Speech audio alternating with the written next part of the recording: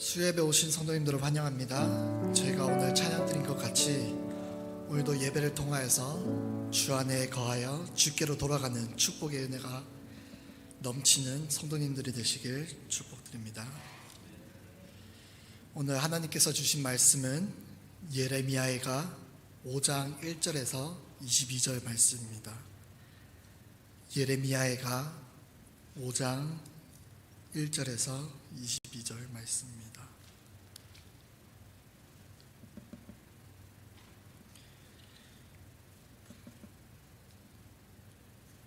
예레미야가 5장 1절에서 22절 말씀 다 같이 찾으셨으면 큰 목소리로 함께 봉독하시겠습니다. 여호와여, 우리가 당한 것을 기억하시고 우리가 받은 치욕을 살펴보옵소서.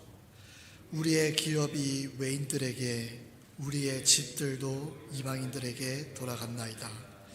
우리는 아버지 없는 고아들이오며 우리의 어머니는 과부들 같으니 우리가 은을 주고 물을 가시며 값을 주고 나무들을 가져오며 우리를 뒤쫓는 자들이 우리의 목을 눌러싸우니 우리가 기진하여 쉴 수 없나이다. 우리가 애굽 사람과 아수르 사람과 악수하고 양식을 얻어 배불리고자 하였나이다. 우리의 조상들은 범죄하고 없어졌으며 우리의 그들의 죄악을 담당하였나이다. 종들이 우리를 지배하며 그들의 손에서 건져낼 자가 없나이다. 광야에는 칼이 있으므로 죽기를 무릅써야 양식을 얻사오니 굶주림의 열기로 말미암아 우리의 피부가 아궁이처럼 검으니이다. 대적들이 시온에서 부녀들을, 유다 각 성읍에서 처녀들을 욕보였나이다. 지도자들은 그들의 손에 매달리고 장로들의 얼굴도 존경을 받지 못하였나이다. 청년들이 맷돌을 치며 아이들이 나무를 치다가 엎드러지오며 앉지 못하며 청년들은 다시 노래하지 못하나이다. 우리의 마음에는 기쁨이 그쳤고 우리의 춤은 변하여 슬픔이 되었사오며 우리의 머리에서는 면류관이 떨어졌사오니 오호라, 우리의 범죄 때문이니이다. 이러므로 우리의 마음이 피곤하고 이러므로 우리의 눈들이 어두우며 시온산이 황폐하여 여호가 그 안에서 노나이다. 여호와여, 주는 영원히 계시오며 주의 보좌는 대대에 이르나이다. 주께서 어찌하여 우리를 영원히 잊으시오며 우리를 이같이 오래 버리시나이까. 여호와여, 우리를 주께로 돌이키소서. 그리하시면 우리가 주께로 돌아가겠사오니 우리의 날들을 다시 새롭게 하사 옛적 같게 하옵소서. 주께서 우리를 아주 버리셨사오며 우리에게 진노하시니 참으로 크시나이다. 아멘. 다 같이 잠시 기도 드리시겠습니다. 하나님 아버지, 감사드립니다. 오늘 말씀을 통하여 하나님께 긍휼을 구하기 원합니다. 저희를 불쌍히 여기시고 저희를 새롭게 하사 주께로 돌아가는 은혜로운 시간이 될 수 있도록 이 시간 성령님 함께하여 주시옵소서. 감사드렸고 이 모든 말씀 사랑이 많으신 예수님의 이름으로 기도드렸습니다. 아멘. 오늘 저희들이 함께 나눠볼 말씀은 예레미야가 5장의 말씀입니다.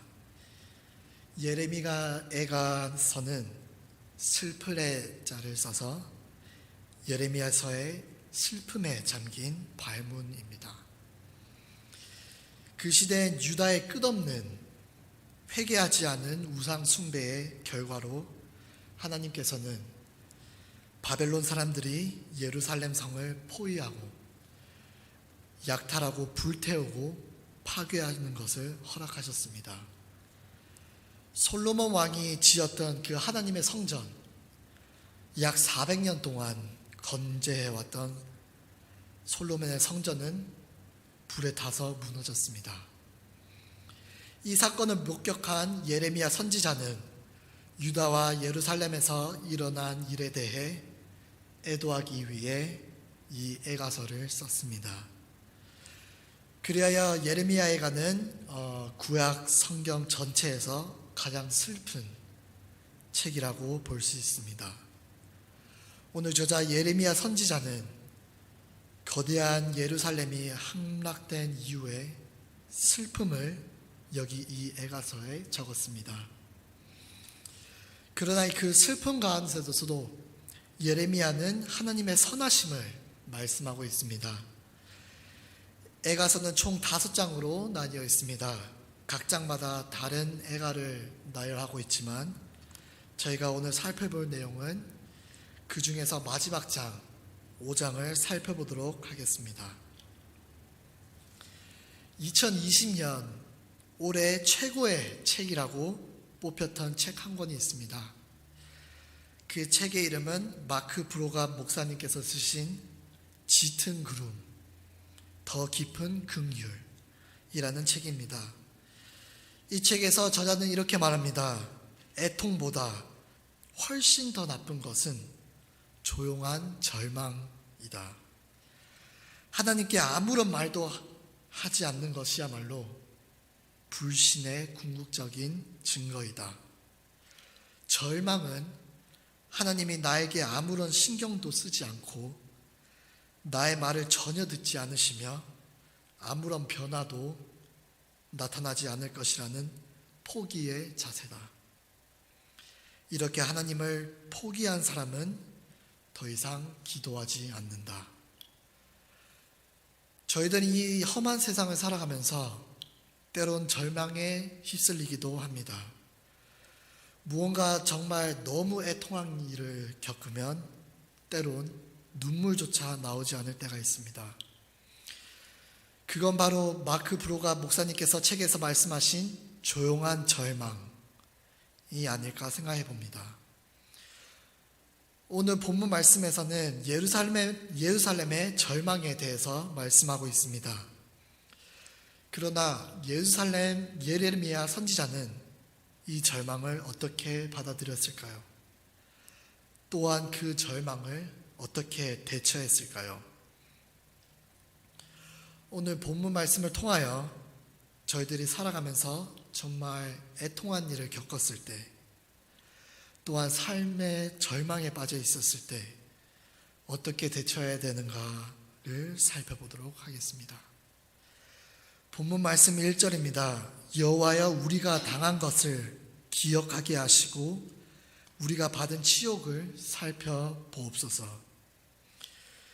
예레미야 선지자는 여호와께 우리가 당한 것을 기억해 달라고 간구하며 우리가 받은 치욕을 살펴보아 달라고 기도하고 있습니다. 여기서 사용된 히브리어는 여러분도 잘 아시는 자카르라는 단어인데 이는 기억하다, 생각하다 라는 뜻을 가지고 있습니다. 이 자카르라는 단어는 구약에서 많이 사용되었던 단어입니다. 구약에 보시면 하나님께서 노아 때에 홍수로 세상을 심판하실 때 방주에 있는 노아와 들짐승들과 가축을 기억하사 바람이 불어 물을 마시게 하시며 할 때 사용되었던 그 기억하사가 바로 자카르입니다. 또한 라헬이 자녀를 낳지 못할 때 하나님께서 그를 생각하셔서 요셉을 주셨을 때 사용된 생각하사라는 단어의 뜻은 자카르입니다. 마지막으로 이스라엘 백성들이 애굽에서 노예로 고통당하고 있을 때 그 백성들의 고통 소리를 들으시고 아브라함과 이삭과 야곱에게 세운 언약을 기억하실 때 사용된 단어가 바로 자카르입니다. 하나님께서는 이 자카르라는 단어가 사용되면 우리가 고통, 애통, 상실을 기억하셔서 긍휼 가운데 건져주시는 의미로 사용되었습니다. 그 동일한 자카르의 기도를 오늘 본문에서 예레미야 선지자가 기도하고 있습니다. 오늘 우리의 삶에도 그 자카르의 기도가 필요할 줄을 믿습니다. 때론 우리의 삶에서 우리가 알 수 없는 고난을 당하기도 하고 고통을 당하기도 하고 상실의 아픔을 겪을 때도 있습니다. 그때 우리는 모든 상황을 주님께 기억해 달라고 간구하는 그 자카르의 기도를 드릴 수 있습니다. 저희는 특히 고국 땅, 한국 땅을 떠나 먼 타지에서 살아가는 이민자로서 이 자카르 기도를 많이 드리는 것 같습니다. 하나님께서 저를 이 미국 땅에 부르신 이유를 기억하게 하여 주시옵소서. 하나님께서 저에게 이 먼 땅 타지의 땅에 부르셨을 때 하나님께서 원하셨던 그 언약을 기억하여 주옵소서. 우리가 이렇게 자카르의 기도를 드릴 때 우리를 잊지 않으시고 기억하시는 하나님 안에서 회복의 소망 가운데로 위로를 얻게 됨을 믿습니다. 본문 2절에서 18절까지는 예루살렘 거민들이 어떻게 바벨론 사람들에게 당하였는가를 주님께 고백하고 있습니다. 그들에게 임한 심판의 현장은 너무나도 끔찍하였습니다. 먼저 2절에서 5절 말씀을 보겠습니다. 2절 말씀입니다. 우리의 기업이 외인들에게, 우리의 집들도 이방인들에게 돌아갔나이다. 우리는 아버지 없는 고아들이오며 우리의 어머니는 과부들 같으니 우리가 은을 주고 물을 마시며 값을 주고 나무들을 가져오며 우리를 뒤쫓는 자들이 우리의 목을 눌러싸우니 우리가 기진하여 쉴 수 없나이다. 아멘. 보통 사람이 살아가는데 제일 필요한 세 가지를 얘기하면 저희는 의식주를 얘기합니다. 오늘 예루살렘 거민들은 의식주 3개 중에 식, 즉 먹는 것과 주, 즉 사는 곳을 잃어버렸습니다. 하나님께서 정해주신 그 땅 위에 세워진 집들이 이방인들에게 빼앗겼습니다. 그리고 사회적으로 보호받아야 할 연약한 사람들, 고아들과 과부들이 생활고에 겪고 흔히 언제 어디서나 마실 수 있던 물과 나무를 은과 돈으로 값을 주고 지불하여야 하는 처지가 되었습니다. 이건 마치 부자로 살던 사람이 하루아침에 부도가 나서 자신이 살던 집에서 쫓겨나 길바닥 신세가 되는 것과 같습니다. 여기서 저희가 주목해야 할 것은 하나님으로부터 보호받던 이스라엘 백성들이 이렇게까지 된 이유입니다.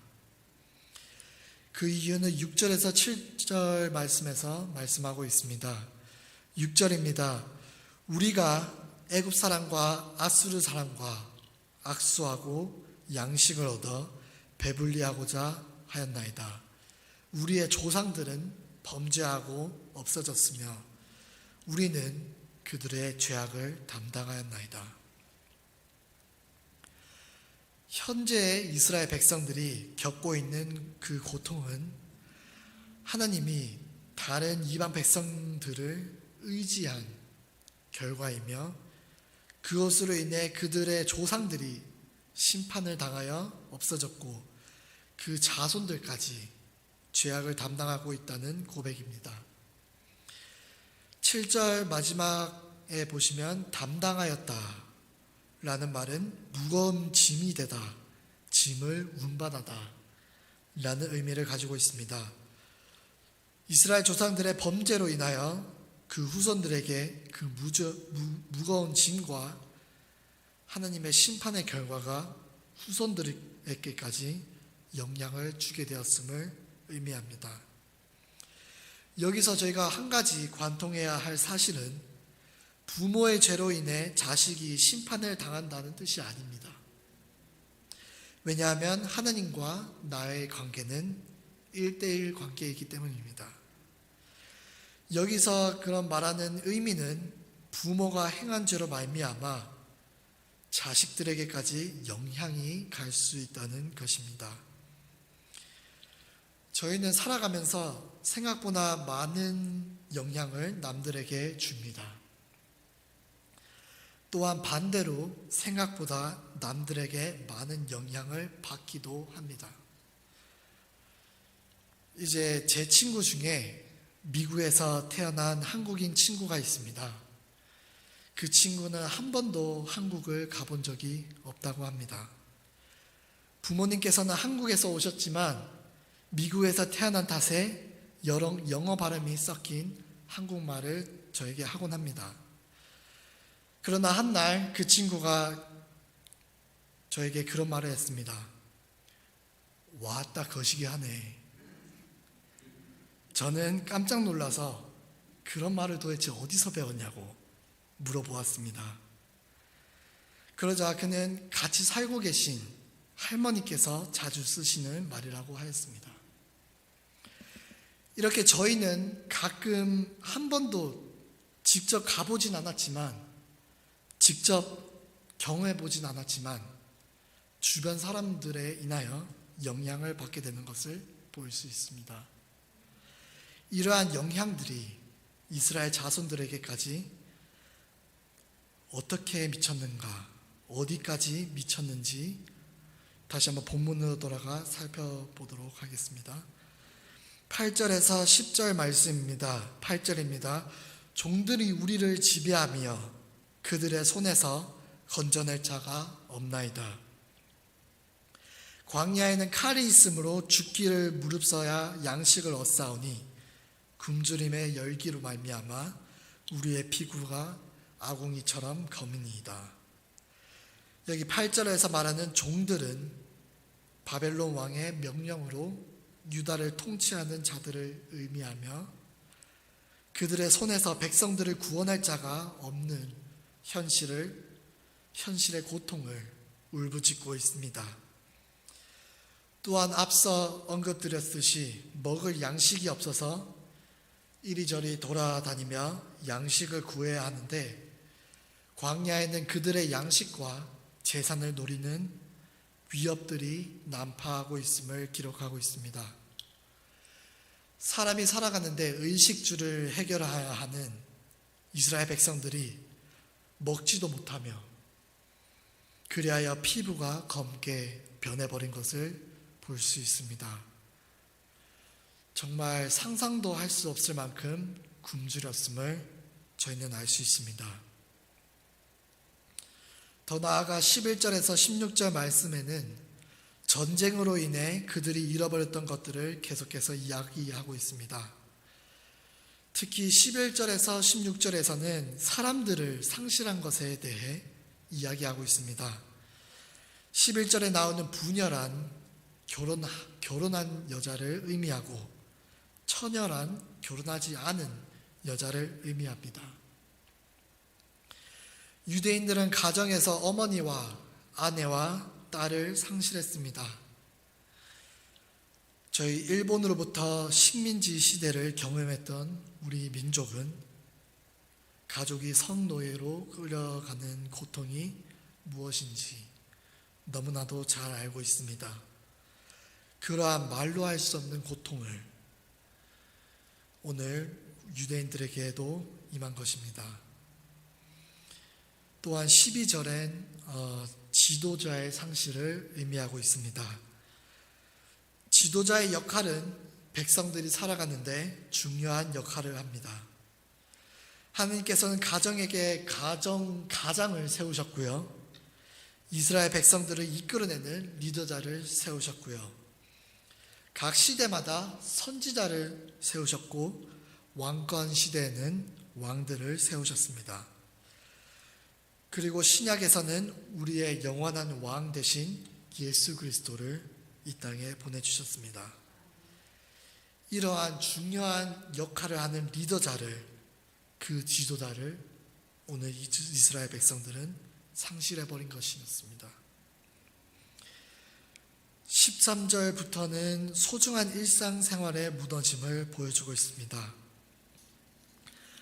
보시면 청년들이 꿈을 잃어버린 채 삼손처럼 맷돌을 돌리고 있으며, 한참 뛰어놀아야 할 아이들은 나무를 쉬다가 그 무게를 견디지 못하고 쓰러져 버립니다. 노인들은 성문에 앉아 사람들을 가르치던 그 존귀함을 잃어버렸고요. 청년들은 노래하는 삶의 즐거움을 잃어버렸습니다. 그야말로 백성들의 삶은 바닥으로 무너져 버렸습니다. 16절에서 말하는 머리에서 면류관이 떨어졌다는 것은 다윗 왕가의 왕권이 무너졌고, 그 왕권이 무너졌다는 것은 그 나라가 무너졌음을 암시하고 있습니다. 이러한 무너짐을 예레미야는 우리의 범죄 때문이다 라고 고백하고 있습니다. 저는 이러한 오늘 예레미야의 고백을 애통이라고 표현하고 싶습니다. 제가 처음에 소개해드렸던 짙은 구름 더 깊은 긍휼이라는 책에서 마크 브루가 목사님은 이렇게 말씀합니다. 우는 것은 인간적이지만 애통하는 것은 기독교적이다. 그렇습니다. 오늘 예레미야는 백성들의 상황을 주님께 아뢰며 애통하고 있는 것입니다. 우는 것과 애통하는 것에 다른 점이 있다면, 애통에는 하나님께서 회복시켜 주실 것이라는 믿음이 담겨져 있습니다. 16절의 예레미야는 이 모든 것들이 우리의 범죄 때문이라고 주님께 고백하고 시인하고 있습니다. 저희들이 지었던 죄를 숨기는 것이 아니라 주님 앞에 나아가 이러한 잘못들을 했습니다. 하나님 용서해 주시옵소서. 이렇게 주님께 아뢰 때 하나님께서는 그 애통에 응답하여 주시는 분이심을 믿습니다. 다 같이 17절에서 18절을 읽어보시겠습니다. 다 같이 읽어보시겠습니다. 17절. 이러므로 우리의 마음이 피곤하고 이러므로 우리의 눈들이 어두우며 시온산이 황폐하여 여호가 그 안에 노나이다. 18절까지 읽어보겠습니다. 마음이 피곤하다는 것은 마음이 병들었다는 것을 의미합니다. 사람이 갑자기 모든 것을 잃게 되면 극심한 상실감과 우울증에 빠지게 됩니다. 무엇을 해도 기쁘지 않고 무엇을 해도 의미가 없게 느껴집니다. 오늘 말씀에서는 이스라엘 백성 전체, 그 나라 전체가 마음의 병에 걸렸습니다. 그리하여 그들의 눈이 어두워졌으며 시온산이 황폐하여 여호가 그 안에서 논다고 이야기하고 있습니다. 옛날의 유대 문화에서 여우는 황폐, 파괴를 의미합니다. 예를 들어 이런 것입니다. 포도원에서 농사를 지으려 펜스를 쳐놓으면 여우들이 그 펜스를 허물고 심어놓은 포도나무를 다 망가뜨렸기에 여우는 파괴, 황폐라는 의미를 갖게 되었습니다. 여우들이 포도원을 다 망가뜨린 것 같이 오늘 이스라엘의 나라는 완전히 뭉개되었습니다. 뭉개져 버렸습니다.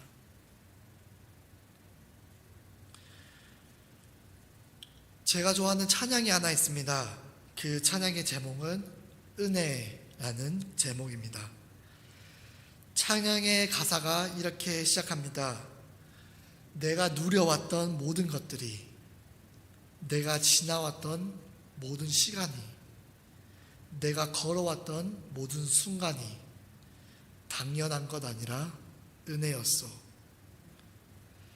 내가 이 땅에 태어나 사는 것, 어린아이 시절과 지금까지 숨을 쉬며 살며 꿈을 꾸는 삶, 당연한 것 아니라 은혜였소. 이 시간 다 같이 저희들이 미국에 처음 도착했을 때를 상상해 봤으면 좋겠습니다. 설레었고요, 때로 막막했습니다. 언어의 장벽도 있었고요. 때로 인종차별을 당할 때도 있었고요. 신분의 문제로, 경제적인 이유로, 여러 갖가지 이유로 어려움을 당할 때가 많이 있었습니다.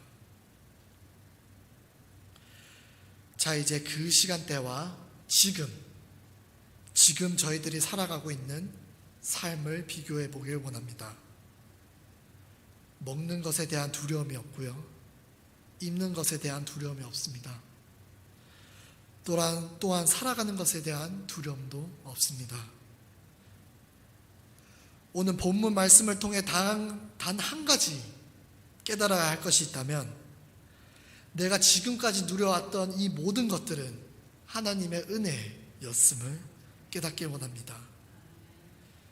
모든 것을 잃고 나서 후회하는 삶은 오늘 이스라엘 백성들을 통해 보았듯 너무나도 슬프고 처참한 현실이기 때문입니다.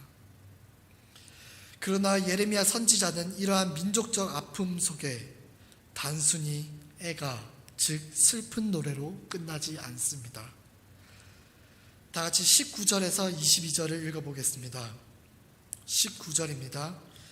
여호와여, 주는 영원히 계시오며 주의 보좌는 대대히 이르느니이다. 주께서 어찌하여 우리를 영원히 잊으시오며 우리를 이같이 오래 버리시나이까. 여호와여, 우리를 주께로 돌이키소서. 그리하시면 주께로 돌아가겠사오니 우리의 날들을 다시 새롭게 하사 옛적 같게 하옵소서. 주께서 우리를 아주 멀리 버리셨사오며 우리에게 진노하심이 참으로 크시나이다. 아멘. 예레미야가 희망을 노래할 수 있었던 이유는 처참한 현실 때문이 아니라 그들의 영원한 왕 되신 하나님을 기억했기 때문입니다. 여러분도 잘 아시는 C.S. 루이스는 이러한 유명한 말을 했습니다. 하나님은 우리의 즐거움 속에서 속삭이시고 우리의 양심을 통해 말씀하시지만 우리의 고통을 통해서는 외치신다. 고통은 귀먹은 세상을 깨우는 하나님의 확성기다. 그렇습니다. 모든 고난은 배움의 기회이고 왕 되신 하나님을 다시 한번 기억하는 그 자카르의 기도인 것입니다. 저희는 절망에 빠질 때마다, 시험에 빠질 때마다 그 답을 알기 원합니다. 왜 나에게 이러한 일이 벌어졌는가?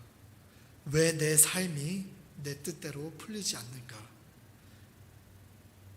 그 질문에 마크 브로가 목사님께서는 이렇게 말씀합니다. 애통 중에 삶의 통제권을 내려놓고 이렇게 고백하라. 하나님, 당신이 무엇을 왜 하고 계신지는 모르겠지만 당신이 하나님이시고 저는 하나님이 하신다는 것을 사실을 기억하며 당신을 온전히 믿겠습니다. 나를 철저히 깨어버리고 자신의 힘으로 하려는 죄의 습성을 멈추고 하나님의 이끄심을 따를 때 하나님께서는 그분의 품에 돌이켜 주심을 믿습니다. 오늘 예레미야는 그 돌이킴의 비밀을 이미 알고 있었습니다. 21절을 다시 한번 보겠습니다. 21절에서 중요한 부분은 우리가 돌아가겠사오니 회복시켜 달라는 기도가 아니라는 사실입니다. 이렇게 말씀합니다. 여호와여, 우리를 주께로 돌이키소서. 그리하시면 우리가 주께로 돌아가겠사오니. 이 고백은 철저히 회복의 역사가 하나님의 손에 달려있음을 고백하는 것입니다. 마태복음 8장에 등장하는 나병 환자는 예수님께 이렇게 고백합니다. 주여, 원하시면 저를 깨끗하게 하실 수 있나이다. 주님, 오직 주를 나의 주인됨을 인정하고 내가 아닌 기적이 아닌 주께서 원하시면 나를 치료해 줄 수 있나이다 라고 고백하는 나병 환자처럼 주 하나님의 주권을 인정하고 믿을 때 회복의 역사가 일어남을 믿습니다. 마지막으로 22절을 다시 한번 보겠습니다. 주께서 우리를 아주 버리셨사오며 우리에게 진노하심이 참으로 크시나이다. 개역개정 성경 지금 저희가 읽은 버전에는 마침표로 예레미야가 끝맺음을 맺습니다. 그러나 표준 세번역을 이제 찾아보시면 마침표가 아닌 물음표로 끝나고 있습니다. 표준 세번역입니다. 주께서 우리를 아주 버리셨습니까? 우리에게서 진노를 풀지 아니하시렵니까? 예레미야가 마지막을 하나님께 질문하는 것으로 끝을 맺고 있습니다. 이는 여호와 하나님께서 우리를 아주 버리셨다는 고백이 아니라 예레미야가 하나님께 질문하는 것입니다. 하나님께서 우리에게 진노를 풀지 않으실래요? 라고 예레미야가 질문을 할 수 있었던 것은 예레미야가 여호와를 진노 중에도 여호와께서는 긍휼을 잊지 않으시는 분이라고 믿었기 때문입니다.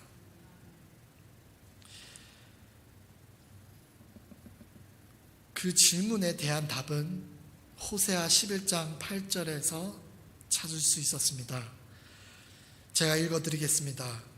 에브라임이여 내가 어찌 너를 놓겠느냐, 이스라엘이여 내가 어찌 너를 버리겠느냐, 내가 어찌 너를 아드마 같이 놓겠느냐, 어찌 너를 수보임 같이 두겠느냐. 내 마음이 내 속에서 돌이키어 나의 긍휼이 온전히 불붙듯 하도다. 하나님은 저희를 절대 버리시지 않으시는 분임을 믿습니다. 아멘.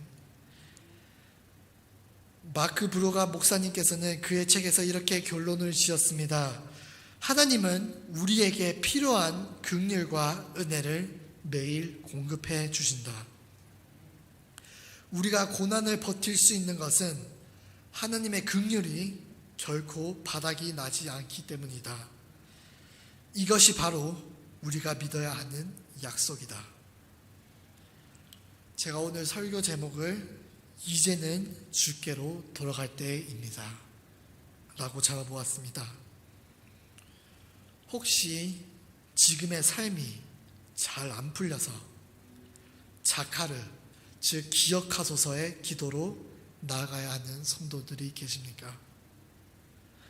아니면 혹시 반대로 지금의 삶이 너무 잘 풀려서 아무런 고난, 고통 없이 스무스하게 흘러가고 계십니까? 혹시 지금 상태가 마음의 상처들로 인하여 오늘 이스라엘 백성들의 나라처럼 망가지고 부서지셨습니까? 이제는 주께로 돌아갈 때임을 믿습니다.